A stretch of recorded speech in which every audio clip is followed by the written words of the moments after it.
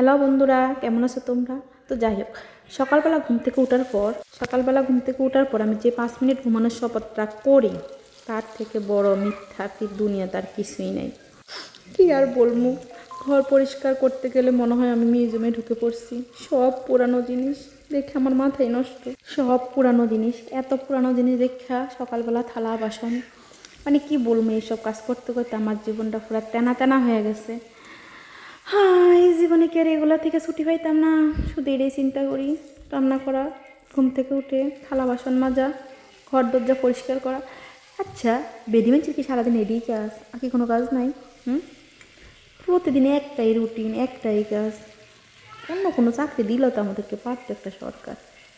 সারাটা দিন খালি রান্ধ আর রান্ধ, রান্ধ আর রানতে রানতে মনে আমি মইরাম একদিন, তবু রান্দায় আমার শেষ হইব না। কি বলেন আপনারা? আসুন না।